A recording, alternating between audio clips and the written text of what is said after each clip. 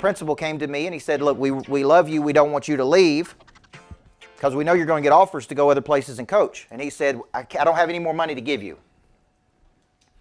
So they gave me the driver's ed car to drive home. True story. That was my company car.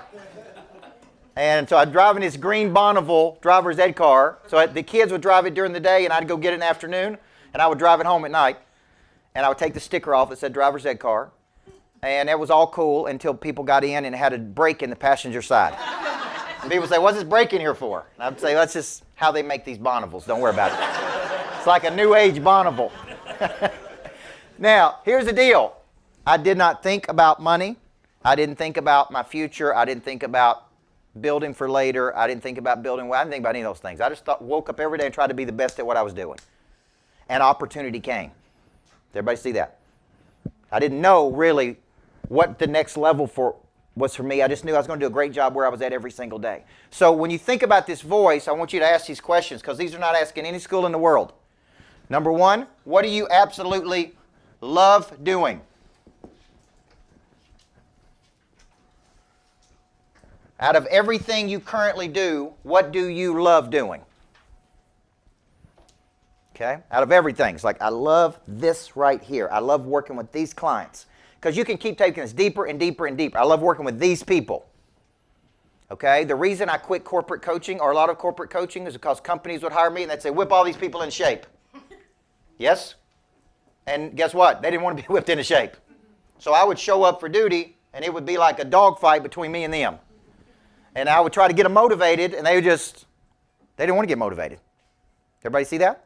So I actually shifted my business model, and I said, I'm only going to coach people who show up. They got to sacrifice something. They got to get in the car. They got to get on the plane. They got to come somewhere. They got to pay something. They got to spend time. And that's the only people I coach. Everybody see that? Okay? Because y'all were with me at the title event, and there's a whole room of people who walked up there and said, oh, we love you, Coach Burt. And I'm like, well, you need to be in my coaching program. And they're like, well, we don't love you that much. Does that make sense? As if that 1 hour would change a person's life. It ain't going to change a person's life. The consistency is going to change a person's life. 1 hour is exposure. The speaking engagement does what, Anthony? Opens the mind. The coaching program changes the life. Okay? So what do you personally love doing? That's question one. Out of everything you do, what do you love doing the most? What brings you energy? Because there's a return on your energy. In everything you do, there's a return on that energy. Okay? So first question is, what do you love doing? Second question is, what are you really talented at doing? In essence, what are you really good at doing? Now, when I ask people to tell me what their talents are, most people can't tell me. Okay? I never had a course in finding my talents. I went to college for 9 years. To get 3 degrees, so don't think I'm dumb. I'm not that dumb. I went to college for 9 years. Cost a lot of money. I never had a course in finding my talents. What are you supposed to be doing? So a talent, let's use a different word, a unique ability, a skill. What is your primary skill? And for the people I've been coaching for a long time, I typically help them find that. And then I show them how to make money with it. You with me? And if you don't find this, then it's like you're just out in the world and you fall into what's called a success trap. And a success trap is where you're really good at a lot of things, or you're pretty good at a lot of things, but you're not good at that one thing. Money changes hands when problems are solved. The bigger the problem, the more money people pay to solve that problem. So your talent and skill is something that is unique to you based on your past, your unique experiences, your unique mentors, your unique breakdowns in life. So I hear this, I'm a good people person. I'm a good people person. That in the old days, that would cut it. That won't cut it today. People hire people because they have a skill. Now, if you have a skill and great people skills, now you're even more valuable. Yes or no? 2 years ago, I fired a guy who was incredibly smart, but I just didn't like dealing with him. Right? I just don't like this dude. And I'm paying him every month. And he was skilled. He was an independent contractor. He had a very hard skill, solved a real problem for me. But every meeting, I would look at my schedule and see him on my meeting. I'm like, oh my gosh, I don't want to take the meeting. You guys got people like that. When they call you, you look at the phone, you're like, oh, I don't want to take that phone call.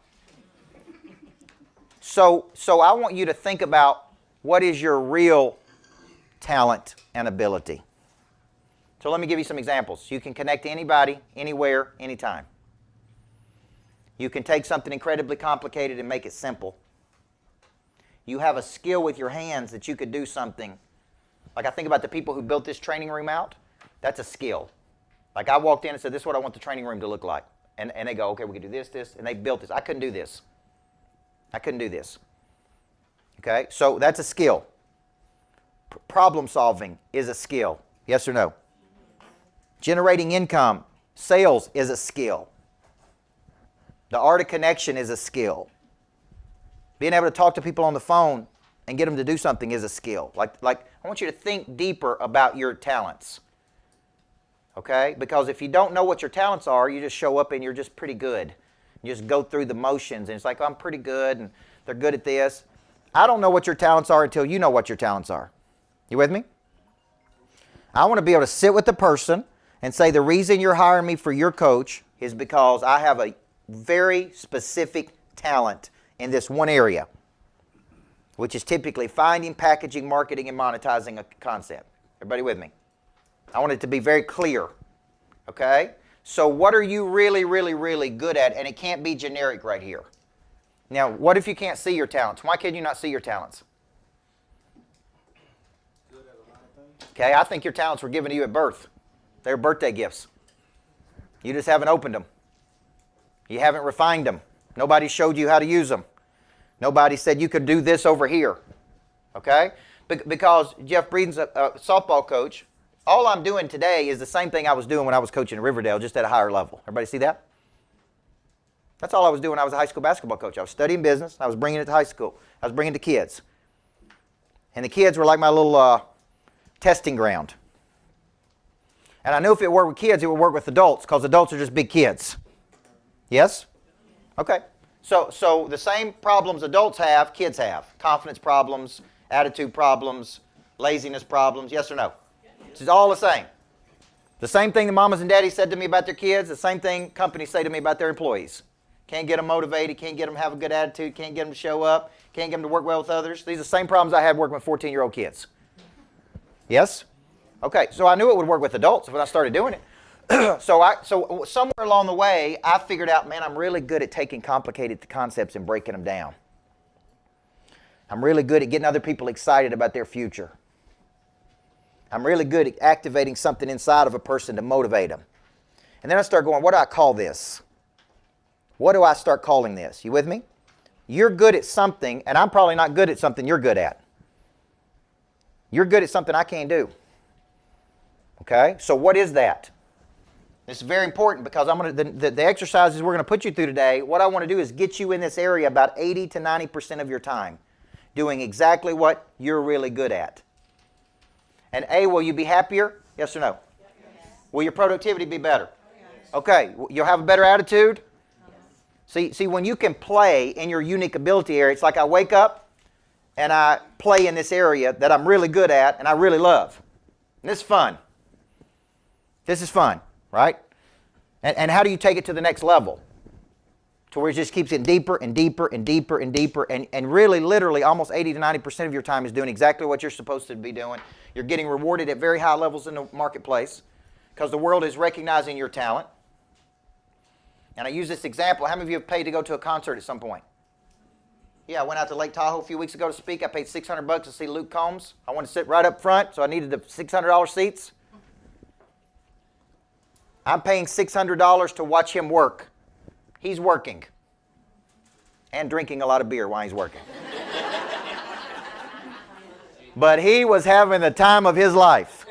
You with me? And I'm sitting there going, man, I paid $600 to watch this guy drink beer and sing country music. But he's, and then he wins, #1 guy of the year. But you can tell he loves it and he's good at it and he's having fun doing it, and he probably made $1 million that night. So when you look at people that are playing at high levels, you go, how did he do that? He was just a country boy from North Carolina. He just found his talent. He started singing. The next thing you know, he just keeps going and getting better at it. Probably becomes obsessed with it at some point. And then he just keeps getting better and better and better and better and better until he's playing at this level. But I want to ask you a question. How much would somebody pay to watch you work? How good would you have to be for somebody to pay to watch you work? And if I did watch you work, some of y'all are like, I'd have to pay them to watch me work.